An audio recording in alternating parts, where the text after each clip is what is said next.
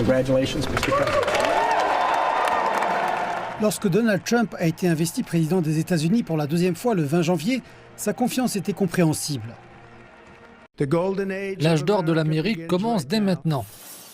Trump considère le marché boursier comme son ultime jauge de l'opinion publique et les actions américaines, déjà solides, avaient conclu leur meilleure semaine 2 mois et 3 jours avant qu'il ne prête serment. Mais alors que Trump fête ses 100 jours au pouvoir, un analyste attribue à une seule déclaration le fait que les actions ont connu leur pire début de présidence depuis près d'un siècle. Si vous voulez que votre taux de droits de douane soit nul, alors vous fabriquez votre produit ici aux États-Unis. Les droits de douane radicaux de Trump sur à peu près tous les partenaires commerciaux des États-Unis au nom de la protection de l'économie américaine ont fait s'effondrer les marchés. Face aux droits de douane imposés aux partenaires commerciaux des États-Unis, dont certains sont des alliés en temps de guerre, ces partenaires sont venus à Washington quelques jours avant les 100 premiers jours du mandat de Trump pour voir le type de dommages auxquels ils sont confrontés.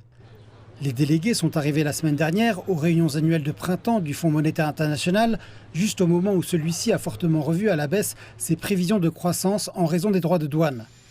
Trump a reporté la plupart de ses droits de douane dans l'attente de négociations, mais il semble insensible à la douleur financière déjà infligée. J'ai dit qu'il y aurait une transition. Les gens ne l'ont pas compris. Maintenant, ils commencent à comprendre. Particulièrement si les craintes de la Banque centrale concernant le retour de l'inflation s'avèrent exactes. Il est très probable que les tarifs douaniers génèrent une hausse au moins temporaire de l'inflation. Si l'âge d'or de Trump ne s'est pas encore matérialisé, il se concentre sur la réalisation d'une autre promesse économique. Mais les républicains, qui considèrent la baisse des impôts comme sacro-sainte, s'alarment de la proposition de Trump de faire payer davantage les plus riches, ce qui pourrait créer une fracture au sein d'un parti sur lequel il a jusqu'à présent exercé un contrôle total.